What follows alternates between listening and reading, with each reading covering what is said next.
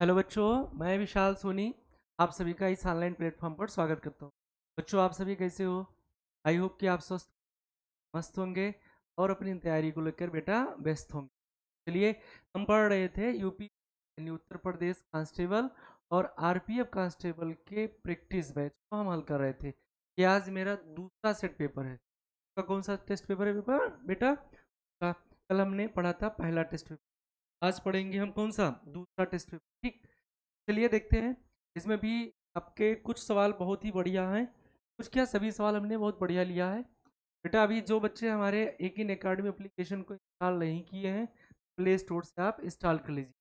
आपकी सारी क्लासेस अब एक इन अकेडमी एप्लीकेशन पर ही होंगी और मंडे से आप मैथ्स स्पेशल की क्लास और रीजनिंग क्लास भी आपकी स्टार्ट हो जाएगी एक इन अकेडमी एप्लीकेशन।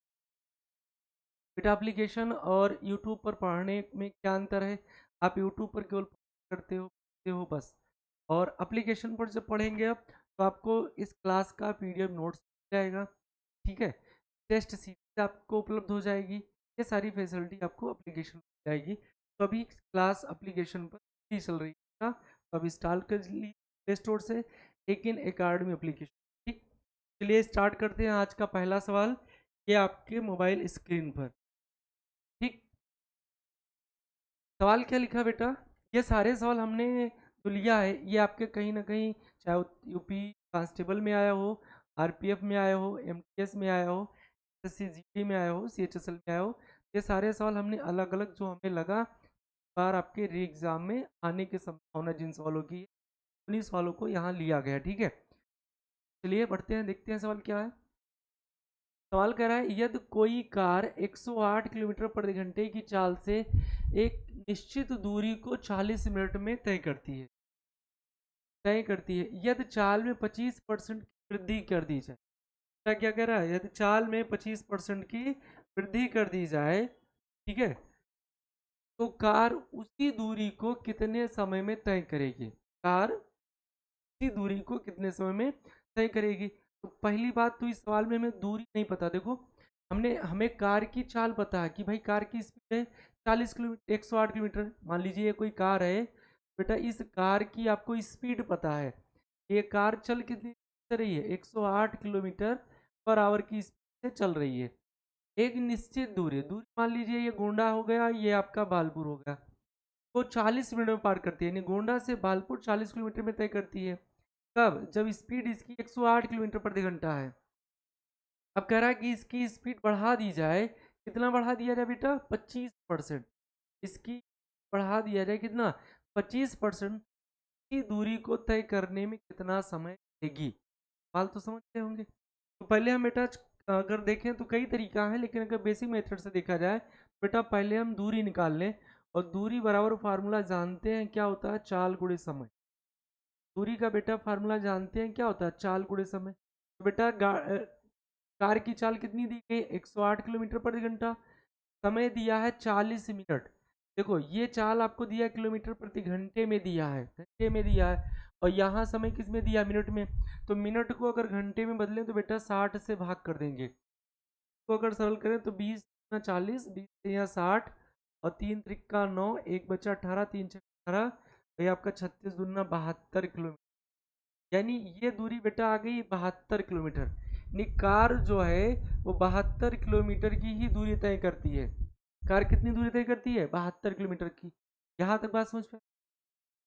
अब कह रहा है कि यदि चाल 25 किलोमीटर प्रति घंटा बढ़ा दे, वृद्धि कर दे, तो कार द्वारा उसी दूरी को तय करने में लगा समय बताइए।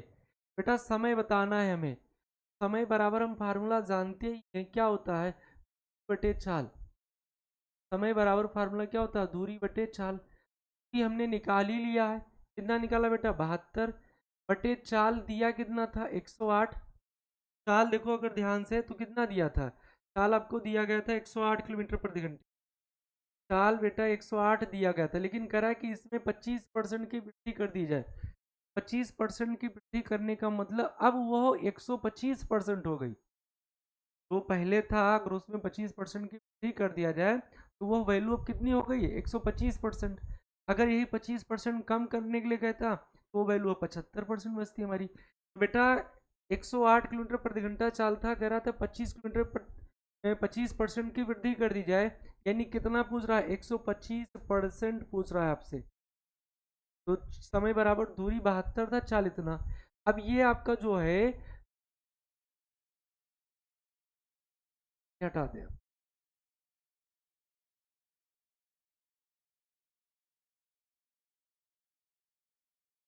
ठीक, पूरे 60 कर दे। 60 इसलिए करें चूंकि ऑप्शन देखो सारे मिनट में दिए गए हैं, घंटे में निकलता है, 60 से गुणा कर दी, मिनट में आ गया।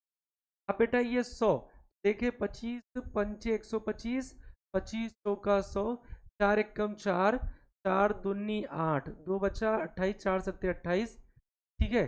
और अगर देखें तो 9 अतिरिक्त 27, 9 अट्ठे 72, दूनी 6, ठीक, तीन दूनी कितना हुआ 6, 5 एक कम 5, 5 चौक 20, टोटल आ गया आपका 32 मिनट। कितना मिनट आ गया बेटा, 32 मिनट। 32 मिनट का मतलब ऑप्शन सी करेक्ट आंसर।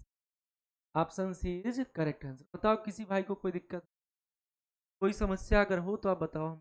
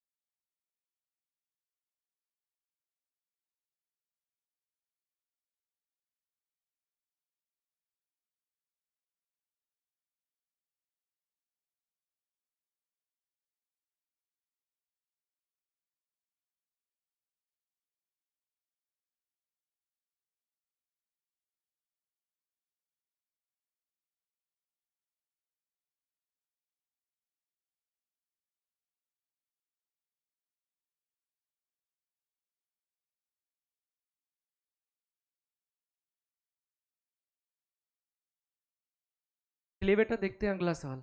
ये आपका पहला सवाल होगा। अगले सवाल पर अगर बढ़े हम, तो बेटा ये कह रहा है कि एक राशि,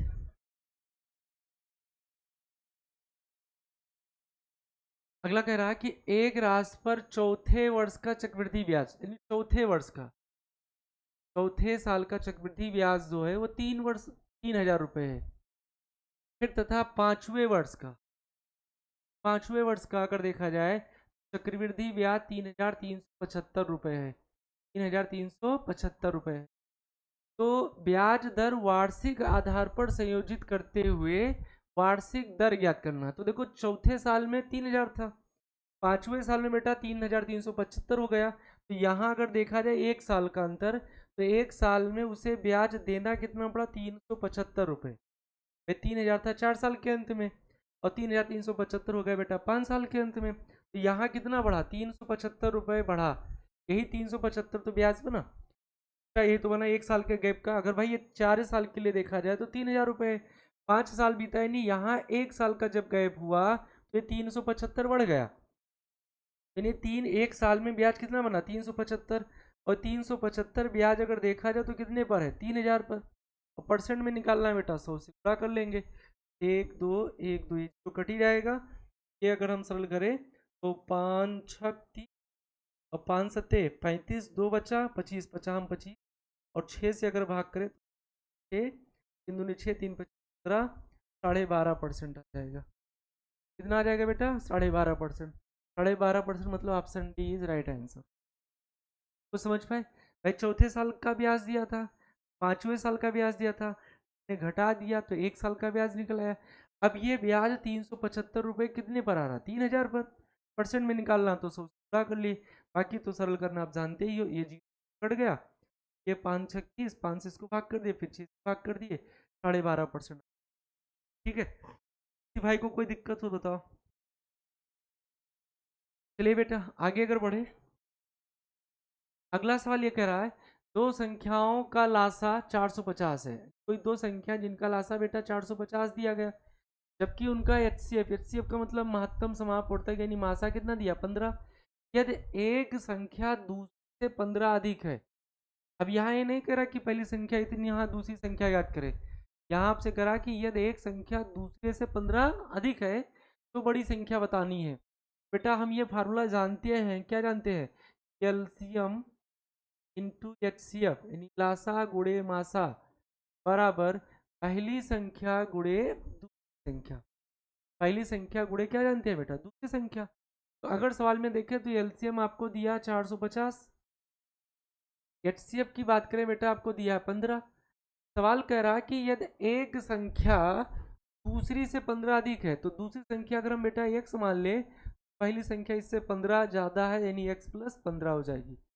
बताओ कोई दिक्कत है भाई? सवाल में एलसीएम 450 दिया था, एचसीएफ 15 दिया दे रहा था, कह रहा था कि पहली संख्या दूसरी से 15 अधिक है तो दूसरी संख्या बेटा x मान लिए, तो इसका 15 ज्यादा कर दिया तो x प्लस 15 होगा। इसी को हल करके x का मान निकाल लेना है। तो ये देखो यहाँ कितना आया 450 गुणे 15 बराबर, ये आपका लिखा है x प्लस, तो इसी ऑप्शन में ढूंढे। ऑप्शन अगर चेक करें कौन सा सही होगा, बड़ी संख्या बतानी है। बड़ी संख्या मतलब वही x प्लस 15 का मान होगा। बड़ी संख्या का मतलब बेटा किसका मान होगा, x प्लस 15 का मान होगा। बड़ी संख्या x प्लस 15 है, तो अगर हम इसको 90 मान ले, ये पहला ऑप्शन, अगर इसको 75 मान ले बेटा, ये 75 इससे 15 कम होगा तो 15 कम होगा 60 होगा, 75 गुणे 60 ये नहीं आएगा, 75 गुणे 60 ये नहीं आएगा। थोड़ा करके देखो, 15 पचे 75, 7 आया, 15 चौके 60 और 7 67, 6750 इधर आना चाहिए, 6 पंचे 30, 7 42, 3 45, 4500 आया। ये ऑप्शन आपका गलत है। अगर हम 90 बेटा मान ले, बड़ी संख्या क्या मान ले 90, बेटा छोटी संख्या इससे आपका 15 कम हो जाएगा, 15 कम मतलब 75 होगा। 90 गुणे 75 अगर करें तो 9 पचे 45, 4 आया, 9 सत्ते 63 और 4 67, 67 50 आपका करेक्ट आंसर। तो option B is right answer, option B is right answer. बता बेटा बात समझ, कोई दिक्कत है तो आप बताओ हमें। ठीक, अगले सवाल पर अगर हम देखें, अगर दो संख्याएं तीसरी संख्या से क्रमशः 25% और 67% कम है, तो तीसरी संख्या अगर हम मान लें बेटा, देखो ध्यान से, सबसे आसान तरीका है इस सवाल को लगाने का। तीसरी संख्या अगर हम 100 मान ले, तो दूसरी संख्या बेटा जो कह रहा है, ठीक, और ये पहली संख्या कह रहा है कि दो संख्याएं तीसरी संख्या से क्रमशः 25% और 70% कम है, तो पहली संख्या इससे 25% कम है यानी 75 हो गई, दूसरी संख्या 67 कम है तो 100 में से 67 कितना होगा 33, 7 3 10 6 3 9 10 बस। फिर कह रहा है कि दोनों संख्या का अनुपात ज्ञात करें, तो बेटा अनुपात अगर निकालना है तो अनुपात क्या लिखोगे, 75 अनुपात 33, पहली संख्या अनुपात दूसरी संख्या को सरल करें, ये आपका हो जाएगा 3 दूनी 6, एक बचा 3 बचे 15, 3 गरे हम 33, 25 अनुपात 11, 25 अनुपात 11, B option is correct answer.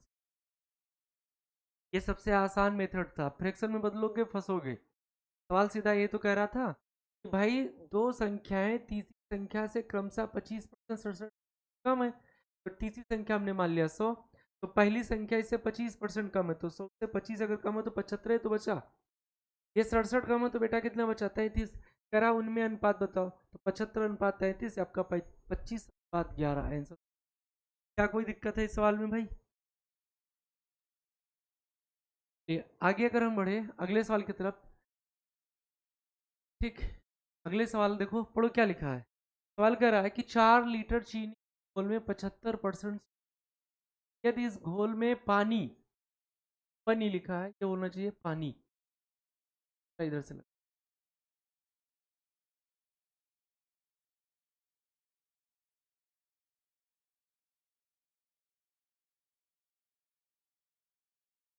4 litre चीनी का घोल है, उसमें 75% चीनी है, ठीक है, यदि इस घोल में पानी की मात्रा x लीटर बढ़ा दी जाए, पानी की मात्रा कितनी बढ़ा दी जाए, x लीटर, से नए घोल में चीनी का प्रतिशत 60% रह जाता है, तो x का मान ज्ञात करें। x का क्या निकालना है, मान ज्ञात करना है बेटा। x का क्या निकालना है, मान।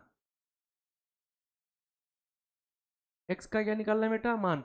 सवाल को अगर ध्यान से देखो तो 4 लीटर चीनी का घोल कह रहा है, ये 4 लीटर चीनी का घोल है, घोल है यानी कोई घोल तैयार है, ये पूरा मान लीजिए, ठीक है।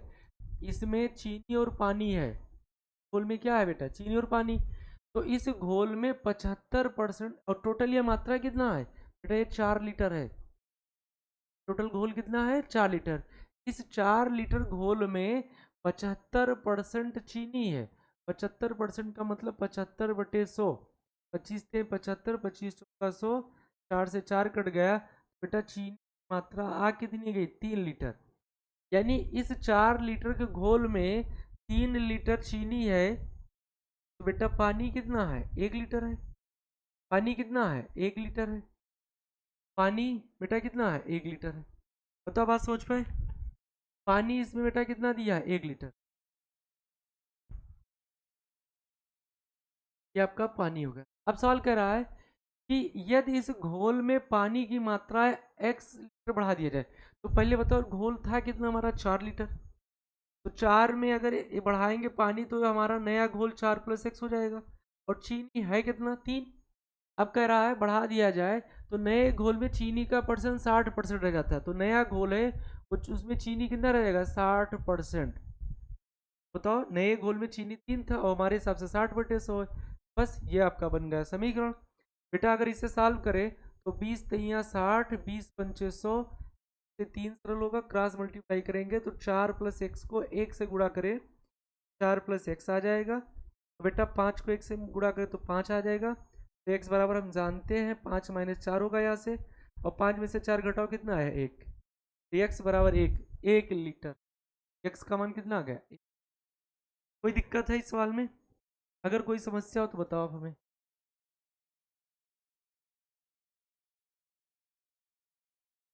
क्लियर हुआ सवाल, अगर कोई दिक्कत है बाबू तो बताओ आप हमें।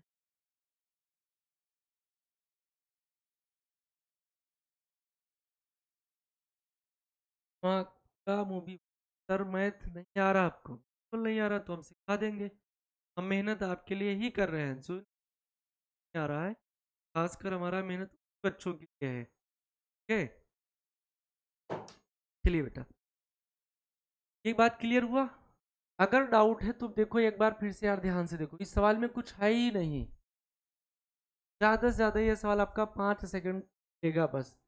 सवाल क्या कर रहा है, चीनी यानी टोटल घोल 4 लीटर का है, इस घोल में 75% चीनी है। 75% की फ्रैक्शन वैल्यू अगर याद हो तो ठीक है, नहीं याद है तो आप 75/100 लिखोगे। 25 से 75, 25 × 100, 4 से 4 कैंसिल हुआ। चीनी की मात्रा बेटा कितनी आ गई, 3 लीटर। चीनी उसमें कितना आ गया, 3 किलो होगा तो किलो लिख देंगे, ठीक है। अब कह रहा है कि इस घोल में पानी की मात्रा x लीटर बढ़ा दिया, घोल में, घोल कितना था बेटा, 4 लीटर का, तो 4 लीटर का घोल था, इसमें पानी x बढ़ा दिया गया। पानी ये कितना बढ़ा दिया, x लीटर। चीनी तो अभी वही है, चीनी की मात्रा में तो कोई परिवर्तन किया गया नहीं, घोल में x लीटर बढ़ा दिया गया है। तो अब पूछ रहा है चीनी का प्रतिशत 60% रह जाएगा, 60% का मतलब 60/100 रह जाएगा। बस इसी को सरल किए बेटा, 20 से 60, 20×5 = 100, ये तीन कट जाएगा, क्रॉस मल्टीप्लाई कर देंगे। 4 + x को बेटा 1 से होकर मल्टीप्लाई करोगे तो 4 + x आ जाएगा। 5 को अगर 1 से मल्टीप्लाई करोगे तो 5 आ जाएगा। x बराबर आपका बेटा हो जाएगा 5 - 4, अगर इसे सरल करें तो कितना आ गया, x। x बराबर कितना आ गया, 1। क्या दिक्कत है, कोई समस्या है किसी भाई को, ठीक। चलिए अगले सवाल की तरफ बढ़ते हैं बेटा। अगला सवाल लिखा है त्रिभुज ए बी सी, त्रिभुज ए बी सी, भुजा बी सी को डी तक खींचा गया। अब कोई एक त्रिभुज है, क्या बेटा, कोई एक त्रिभुज है, कोई त्रिभुज है, ये पता नहीं कि कौन सा त्रिभुज है, लेकिन त्रिभुज है वो। अगर त्रिभुज है ये,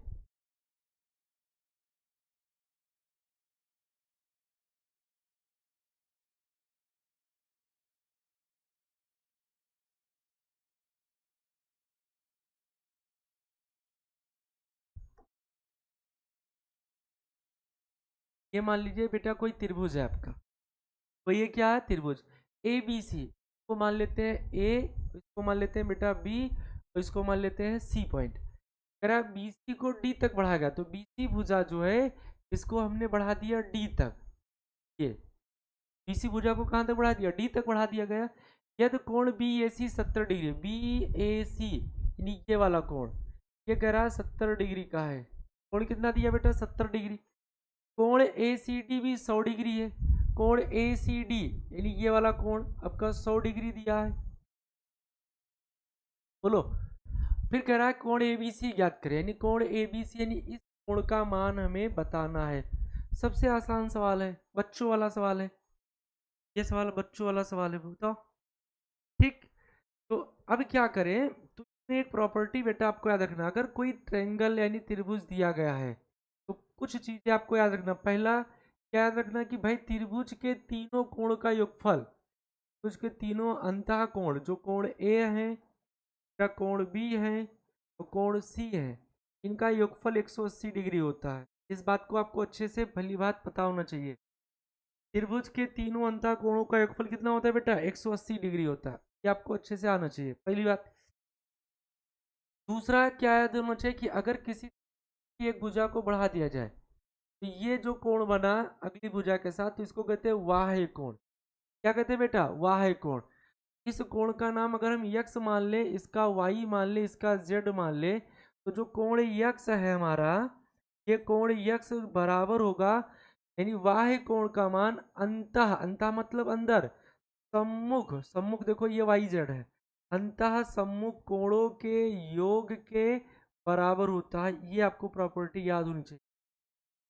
क्या कहा हमने, किसी त्रिभुज की एक भुजा को बढ़ाया जाए तो जो वाह्य कोण बना बेटा, जो ये आपका वाह्य कोण बना, यह कोण बराबर होगा अंतः सम्मुख कोणों के योग के। अंतः मतलब अंदर के सम्मुख कोण आपका वाई लिखा है, जेड लिखा है, दोनों कोणों का जोड़ इस कोण के क्या होगा बराबर होगा। क्लियर हुआ, कोई समस्या। तीसरी बात बेटा आपको ध्यान देना है, अगर किसी भुजा को बढ़ाया गया, ये एक सरल रेखा तो है ही, अगर ये सरल रेखा है और ये कोण आपका एक्स है, तो सरल रेखा यानी एक टोटल एंगल होता है बेटा 180 डिग्री का। अगर ये एक्स है तो ये इतना कोण आपका होगा 180 माइनस 100, ये इतना कोण क्या होगा बेटा 180 माइनस 100।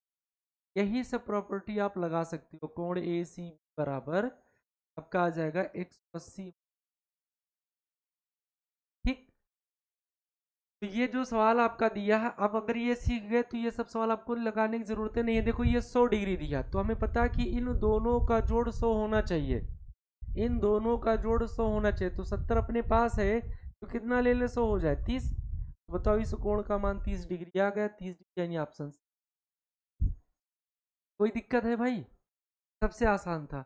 क्या याद रखना है, त्रिभुज के वाह्य कोण का मान, त्रिभुज के वाह्य कोण का मान अंतः सम्मुख कोणों के योग के क्या होता है बराबर होता है। तो त्रिभुज का ये वाह्य कोण तो है, ये अंतः सम्मुख कोण के योग के बराबर होगा, तो यानी इन दोनों का जोड़ 100 होना चाहिए। 70 हमें दिया तो 30 और ले लेंगे तो 100। क्लियर हुआ भाई, कोई समस्या हो तो आप बताओ हमें, ठीक है।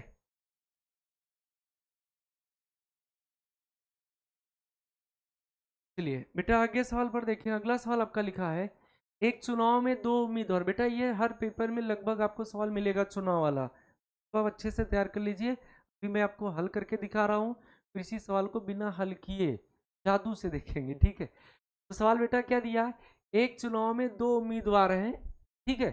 एक चुनाव हुआ बेटा, इसमें दो उम्मीदवार थे, अगर एक उम्मीदवार का नाम ए मान लिया जाए, एक उम्मीदवार बी हो जाएगा। एक उम्मीदवार 64% मत पाकर 5600 मतों से जीत गया। ए और बी ना माने तो इसे मान ले, थोड़ा सा जीतने वाला हारने वाला मान ले, तो आप जल्दी समझ पाओगे। एक जीतने वाला है, एक हारने वाला है। सवाल कह रहा है कि एक चुनाव में दो उम्मीदवार हैं, भाई दो उम्मीदवार अगर हैं या दो से ज्यादा हो तो जीतेगा तो कोई एक ही, एक जीत रहा है तो बाकी हार जाएंगे, तो एक जीतने वाला होगा, एक हारने वाला, अगर दो उम्मीदवार है। कह रहा है कि एक उम्मीदवार 64% मत पाकर 5600 मतों से जीत गया, यानी जीतने वाले को 64% मत मिले। अब बाबू एक बात बताओ, टोटल मत हम मानते हैं कितना, 100%। बोलो, अगर ये 64% पा गया तो 100 में 64 अगर ये पा गया तो बेटा इसको कितना मिला होगा, 36% मिला होगा। बोलो भाई, 100 में अगर इसको 64% मिला तो अगले को कितना मिला होगा, 36%, तभी तो 100 आएगा। अब ये 64% पा रहा है या 36% पा रहा है, तो आपसे कह रहा है कि 64% पाकर 5600 मतों से जीत गया। अच्छा, कल हमने एक इसी सवाल को इसे लगभग करवाया था, ध्यान से देखो तो 64 को हम इस तरीके से भी ले सकते हैं, 36, और ये आपका हो जाए 14 में से 6 गई 8, और 5 में से 28, 36% और 28%। 64% का मतलब बेटा क्या हुआ, 36% और 28। देखो ये 36 पाया, 36 इसे मिला, यहाँ तक तो बराबर बराबर थे, उसके बाद ये बढ़ा नहीं, ये 28% बढ़ गया। बोलो भाई, इसी 28% की वजह से तो जीता ये। भाई इसको 28% से ज्यादा मत मिले तो भी जीता, हाँ या ना, बताओ कोई दिक्कत है किसी भाई को। भाई जीतने वाले को 64% मत मिले हैं और हारने वाले को फिर कितना मिला, 36%। बताओ इसे ज्यादा कितना मिला, कितना ज्यादा मिला, 14 में से 6 गए 8, और ये आपका 5 में से 3 जाएगा, तो इसे 28% ज्यादा मत मिले, किसे, जीतने वाले को। और सवाल में करा कि नहीं 5600 मत मिले ज्यादा, 28% की वैल्यू 5600 मत हो जाएगी, 5600 मत। को सरल कर ले बेटा तो 28 एक कम 28, यानी 1% का मतलब 28 दूना 56 यानी 200 मत। 1% का मतलब बेटा 200 मत। पूछ रहा है कुल कितने मत पड़े, यानी 100% का मान पूछ रहा है। 100% अगर पूछे तो बेटा चुपके से 2 जीरो बढ़ा दीजिए, यानी आपका हो जाएगा 20,000 मत। 20,000 ये पहला ऑप्शन, 20,000 आपका मत हो। क्या कोई दिक्कत है इस सवाल में, किसी भाई को कोई दिक्कत हो बताओ हमें आप। ठीक, अगले सवाल की तरफ बढ़े। बेटा अगला सवाल लिखा, अंडर रूट 31 प्लस 10 रूट 6 का मान बताना है। अंडर रूट 31 प्लस 10 रूट 6, ये सवाल आपको हम दे रहे हैं, कल की क्लास में हमने ये सवाल करवाया था। ये सवाल आपके लिए होमवर्क में, होमवर्क क्या यही करके दिखाओ। आपको समय दे रहे हैं 20 सेकंड, आपका समय स्टार्ट होता है। चलो देखते हैं कौन भाई बताता है इसका।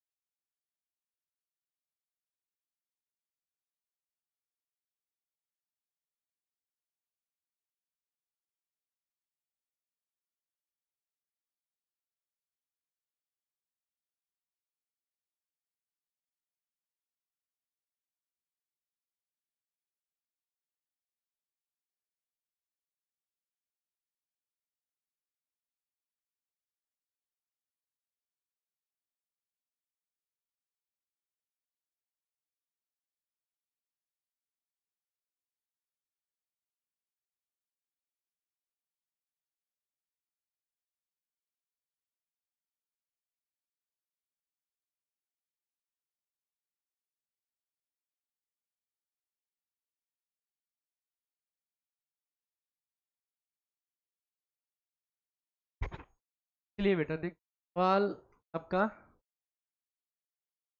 ये लिखा है 31 प्लस 10 रूट 6 लिखा है। क्या लिखा है बेटा? 31 प्लस 10 रूट 6। 31 प्लस 10 रूट 6 अगर लिखा है, सवाल को कितना आसान हल करते, ठीक। 31 प्लस 10 रूट 6 लिखा है, तो कल हमने क्या कहा था, जब भी इस तरीके से सवाल आवे तो रूट के अंदर आपको क्या लिखना, A square plus B square plus 2ab type से लिखना रहता है, या आपको लिखना होता है A square plus B square minus 2। अगर ये बन जाएगा तो आप लिख देंगे डायरेक्ट ए प्लस बी। अगर ये दिख रहा है तो आप लिख दोगे ए माइनस बी। अपने सवाल पर ध्यान से देखो बेटा, तो आपको तरीका हमने सिखाया था कि इसको देखने की जरूरत आपको अभी नहीं है। आप देखो 10 रूट 6 लिखा है, तो आप पहले लिखो 2, फिर ए, यानी आपको ये 2a भी बनाना रहता है पहले भाई। तो का मतलब ये तो सूत्र का ही है। ए निकालने के लिए इससे इसमें भाग कर दो, तो 2 5 6 10 5 आ जाएगा। और बी के लिए देखो आपका जो बच्चा वो लिख जाओ बस। रूट में क्या बचा 6, तो ये बन गया 2ab। अब इनमें बड़ा कौन है भाई? 5। छोटा कौन है? रूट 6। यहाँ प्लस का चिन्ह है, प्लस लगा दो, तो 5 प्लस रूट 6 इसका आंसर हो जाएगा। 5 प्लस रूट, ये लिखा 5 प्लस रूट 6, ये ऑप्शन 5 प्लस रूट 6 आपका करेक्ट आंसर होगा, ठीक है। चलिए भाई अगर आगे बढ़े हम, अगला सवाल देखो यार, लिखा है ए स्क्वायर प्लस 1/a² बराबर 83 दी। अब आपसे वैल्यू यहाँ क्यूब में पूछ रहा है, तो इन सबके लिए बेटा ध्यान से अगर देखो कि हम जानते हैं कि यहाँ की a प्लस 1/a का अगर होल स्क्वायर करें हम, तो हमें पता है ये होता है ए स्क्वायर प्लस 1/a² और प्लस 2ab, तो 2ab तो a से कट जाएगा एक। अगर यहाँ माइनस कर दे तो ये आपका माइनस हो जाएगा, बोलो। तो अगर ए स्क्वायर प्लस 1/a² - 2 अगर लिखा है, तो आप लिख सकते हो क्या, a - 1/a का होल स्क्वायर। तो ये जो सवाल दिया बेटा, तो इसमें आप 2 इधर घटा दे, 2 इधर घटा दे। घटा इसलिए रहे चूंकि हमें माइनस में लाना है। ये पूरा का पूरा फार्मूला बन गया a - 1/a का होल स्क्वायर। और 83 में से 2 घटाएंगे तो बाबू 81 आ जाएगा। क्या आएगा? 81। अब हमें ये स्क्वायर हटाना, तो वर्गमूल लेंगे। 1 - a - 1/a बराबर 81 का वर्गमूल 9 आया। 81 का वर्गमूल क्या है बेटा? 9 आया। अगर आप समझदार हैं, अगर आप पढ़े हैं, तो ये आप जानते हो कि a - 1/a बराबर अगर b दिया है या यम दिया है, तो a³ -1/a³ होगा क्या, m³ plus 3m। m³ plus क्या होता है? 3m। ये फार्मूला है बेटा। नहीं अगर पढ़े हो तो बीजगणित का मेरा लेक्चर यूट्यूब पर पड़ा हुआ, आप देख लीजिए, सारे सवाल वहाँ हमने करा रखे हैं। तो a - 1/a बराबर आपको 9 दिया है, तो आपको a³ -1/a³ चाहिए, तो आप 9 का क्यूब लिख दीजिए, और प्लस 3m, यम का मतलब बेटा 9 हुआ। 9 का क्यूब जानते हैं 729 होता है, और 9 तरीके 27 है। क्या इसको अगर जोड़े, 9 7 16, 2 2 4 1 5, 7 1 8, 856, नहीं 756, तो 4 1 5, ये 756, 756, 756 देखा जाए तो पहला ऑप्शन है। कोई दिक्कत इस सवाल में भाई? तो बेटा अगले सवाल पर देखें, तो कह रहा है कि 11 परिणामों का औसत 47 है, पहले 10 परिणामों का औसत 40 है, तो पांचों, तो 11वां परिणाम ज्ञात करें। आपसे पूछ रहा है 11वां परिणाम, कौन सा परिणाम? 11वां। 11वां परिणाम क्या होगा? तो बेटा 11 परिणामों का औसत 47 है, तो ये सवाल कल हम देखे थे कि योग अगर पूछे, तो योग का फार्मूला होता है औसत गुणे संख्या। योग अगर निकालना तो बेटा औसत गुणे क्या लिखेंगे? संख्या। तो 11 परिणामों का औसत 47 है, 11 परिणामों का योग निकाल ले। 11 परिणामों का योग,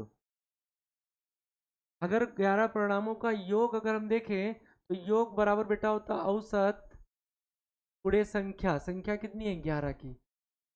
पूरा कर लेंगे, 11 से 77, 7 आया, 11 चौक 44 और 7 51, 517। 11 चौक 44 और 7 51 517। फिर कह रहा है कि पहले 10 परिणामों का औसत 40 है।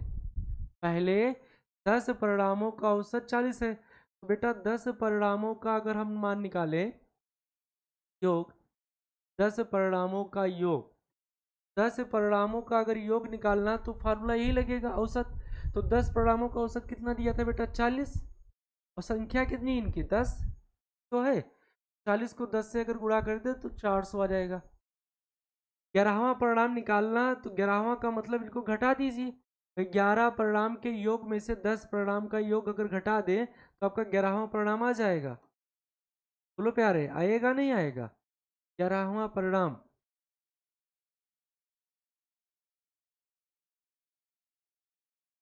भाई 11 परिणाम का योग है, यानी कहने मतलब 11 वस्तुएं हैं इसे, इनका योग है।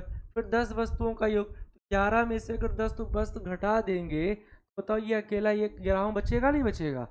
तो 11 परिणामों का योग 517 है, 10 परिणामों का योग 400 है, तो घटा दे तो 11वां परिणाम निकल आएगा। 517 माइनस 400 अगर देखें तो बेटा ये 117 हो जाएगा। क्या हो जाएगा? 117, 117, 117, 17 17 ऑप्शन में, ऑप्शन लीजिए, डी ऑप्शन। ठीक, क्या कोई दिक्कत है भाई? 11 परिणाम का जो योग आया वो 517 आ गया, 10 परिणामों का योग 400 आ गया। 11वां परिणाम पूछ रहा था तो 517 में से 400 घटा देंगे तो 117 आपका आंसर आ जाएगा। कोई दिक्कत है इस सवाल में भाई? अगले सवाल की तरफ बढ़े भाई। तो ये सवाल देखो, कह रहे बहुत बढ़िया सवाल है। यहाँ देखो 2 अंक के बाद दशमलव लगा है, यहाँ भी 2 अंक के बाद, यहाँ भी 2 अंक, यहाँ देखें तो 3 अंकों के बाद दशमलव लगा है, पर अंश में 2 अंक के बाद दशमलव लगा है, हर में 3 अंक के बाद। दूसरी बात देखो, यहाँ भी एक है, यहाँ भी एक है, यहाँ 51 51 83, मतलब अंक सेम है, दशमलव केवल संख्या आगे पीछे है। तो यहाँ 2 अंक के बाद दशमलव है बेटा, यहाँ 3 अंक के बाद दशमलव है, तो घटा दीजिए, 3 में से 2 गई 1, तो एक जीरो के साथ यानी 10 लिख दीजिए। देखो सभी स्क्वायर है तो इसका स्क्वायर कर दीजिए, तो 10 का स्क्वायर बेटा 100 होगा। तो इस सवाल का आंसर क्या आएगा? 100। क्या कोई दिक्कत है भाई? अगले सवाल पर बढ़े, ये बहुत ही प्यारा सवाल है। 7744 का जो वर्गमूल है वो 88 दिया गया है। 7744 का वर्गमूल बेटा क्या दिया है? 88 दिया है। इन सबका मान पूछ रहा है। इसका वर्गमूल तो हमें 88 पता ही है, बोलो। यहाँ भी 7744 लिखा है तो इसका वर्गमूल भी 88 होगा, लेकिन इसमें पॉइंट आ गया, तो पॉइंट अगर आ जाए तो आप काम क्या करें? देखो अंक वही है सब में, अंक वही है सब में, केवल दशमलव लगा रहा है। अंक अगर वही है, दशमलव लगा रहा, तो अब देखो कितने पेयर बन रहे हैं, एक जोड़ा बन रहा है, तो एक अंक बाद दशमलव लगा दीजिए, काम खत्म। यहाँ भी बेटा अंक वही है तो वर्ग 88 वर्गमूल आएगा, लेकिन दशमलव के बाद देखिए कितना जोड़ा बनना है बेटा? 2, तो यहाँ 2 अंक के बाद दशमलव लगा देंगे, उत्तर हो जाएगा। यहाँ भी अंक आपका वही है 88, लेकिन जोड़ा देखो, एक अंक, 2 अंक, 3 जोड़ा बन रहा है, तो 3 अंक बाद दशमलव लगेगा, तो एक अंक, 2 अंक और एक बना 3 अंक, अब लगा देंगे दशमलव। क्लियर हुआ भाई ये सवाल? बोलो, इसका वर्गमूल ये आ जाएगा, ये आ जाएगा, इसका इससे आसान तरीका नहीं इसको समझने के लिए। अब बेटा इन सबको जोड़ना है, जोड़ने के लिए अगर देखा जाए, पॉइंट के बाद 3 अंक है तो यहाँ एक जीरो बढ़ा सकते हैं, यहाँ भी 3 अंक है तो 2 जीरो बढ़ा लेंगे, 3 अंक हो जाएगा। और इसमें भी हम बढ़ा लेंगे क्या? दशमलव लगाकर 3। अब देखो दशमलव के बाद 3 अंक यहाँ, 3 अंक यहाँ, 3 अंक यहाँ, जोड़ ले आराम से। 8 8, तो ये तो आपका 8 आ जाएगा। यहाँ 7 है, यहाँ 6, ये दो आपके ऑप्शन का, बाकी जोड़ना पड़ेगा क्योंकि 7 6 8 7 6। जोड़ो भाई। ये दूसरा अंक 8 ले लिए, 8 16 हो गया, 16 16 के 6 हासिल बेटा, एक आ गया। एक में जीरो जोड़ेंगे, एक एक 8 9 9 8 17, 17 के 7 आ जाए हासिल, फिर कितना आया? एक। देखो बेटा पॉइंट लगा, सब जगह पॉइंट, कुछ है नहीं यहाँ, कुछ नहीं, यहाँ 8 लिखा है। क्या लिखा है बेटा? 8 लिखा है। 8 8 कितना होगा? 16, एक हासिल आपका 17, फिर हासिल एक आया, फिर यहाँ कुछ नहीं बचा, ये 8 और 1 9, 97.768, पहला ऑप्शन। 97.768। क्या कोई है? चलिए बेटा, अगर आगे हम बढ़े सवाल की तरफ तो 15वां सवाल कह रहा है, ये बहुत ही प्यारा सवाल है, नया सवाल है। कह रहा है यदि एक अर्थ गुणा हो, ये रीजनिंग में पूछा है लेकिन ये गणित के टॉपिक में पूछा गया सवाल है। बेटा कह रहा है 325, अब देखो बी लिखा है तो बी का अर्थ है भाग, तो 25 के बाद लगा देंगे हम भाग। बी का अर्थ क्या बेटा, भाग ही तो है, तो 25 भी था तो बी का मतलब भाग फिर 25। ए लिखा है, ए का अर्थ है गुणा, 22 है। सी लिखा है बेटा, सी का अर्थ जोड़ है, 158 लिखा है। और डी, डी का अर्थ बेटा जो है घटाव है, डी का अर्थ क्या है, घटाव है 98। ये आपका बन गया समीकरण। तो हल करना है केवल, यह सरल कर ले, 25 से कम 25, 7 बचा 75, 25 से 75 13 आ गया, ये कटेगा 13 आएगा, 13 से 22 में गुणा कर ले। गलत किए, ए का अर्थ था बेटा गुणा, का अर्थ था ये आपका जोड़ है।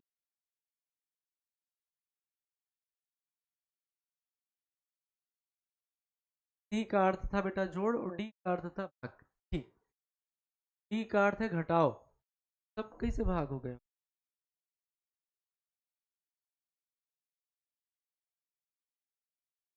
डी का अर्थ है घटाओ। तो बेटा 25 से 325 में भाग किए 13 आया, अब बाउंड मास के हिसाब से भाग हो गए, अब गुणा करेंगे। 13 से 22 में गुणा करो तो 13 दूना 26, क्या आया, 13 दूना 26 और 2 28, 286। और इसको यार अगर हम घटा दे तो 8 में से 8 जाएगा, 0 बचेगा, 15 में से 9 जाएगा, 6 बचेगा प्लस। अगर इन दोनों को जोड़े तो 6 आया, 8 6 14, 2 1 3, 346 आपका, 40 पहले ऑप्शन। क्या कोई दिक्कत है इस सवाल में भाई? सवाल में किसी भाई को कोई दिक्कत है तो बताओ। अगले सवाल पर देखें, कह रहा है कि 64 8 से कितना परसेंट अधिक है। 64 8 से कितना परसेंट अधिक है। देखो 64 ज्यादा है, कितना ज्यादा है, घटा दो इसे, 14 में से 8 गई 6, 56 ज्यादा है। 64 8 से 56 ज्यादा है, 64 8 से 56 ज्यादा है, 8 से ज्यादा है 56, 1/8 परसेंटेज में बदलना तो 100, या 8 सत्ते 56, 700% ज्यादा है। कितना परसेंट ज्यादा है बेटा, 700%, डी ऑप्शन। अगला सवाल देखो, ये कह रहा है कि एक्स स्क्वायर माइनस 4 और x square plus 3 x plus 2 का मासा ज्ञात करना। तो बेटा ये बीज गणितीय फलन है, बहुपद है, तो इनका आप गुणनखंड करोगे तो इस 4 को तो हम 2 का स्क्वायर कर ही सकते हैं, ये जो 4 लिखा था उस 4 को हम 2 का स्क्वायर तो कर ही सकते हैं। बोलो भाई, अगर 2 का स्क्वायर कर दिए तो फार्मूला बन गया ए स्क्वायर माइनस बी स्क्वायर। हम जानते हैं क्या कि ए स्क्वायर माइनस बी स्क्वायर अगर है तो ये बराबर होगा ए प्लस बी ए माइनस बी, ए प्लस बी इंटू ए माइनस बी। ए स्क्वायर माइनस बी स्क्वायर ये आपका हो जाएगा एक्स प्लस 2 इंटू ये आपका हो जाएगा एक्स माइनस, क्या हो जाएगा बेटा, एक्स माइनस 2। क्लियर है?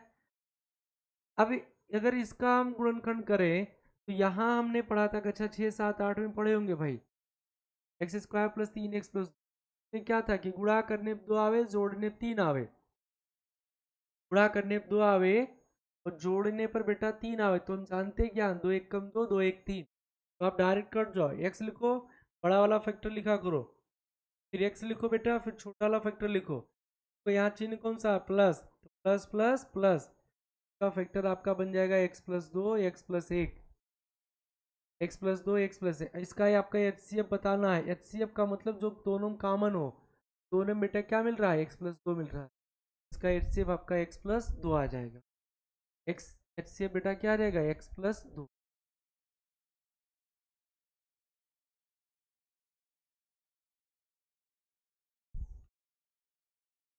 ठीक, चलिए बेटा ये आपके 15 सवाल थे मॉक टेस्ट में। ठीक, ये 15 सवाल आपके थे, कल फिर हम नए 15 सवाल लेकर आएंगे। तब तक के लिए बेटा जय हिंद।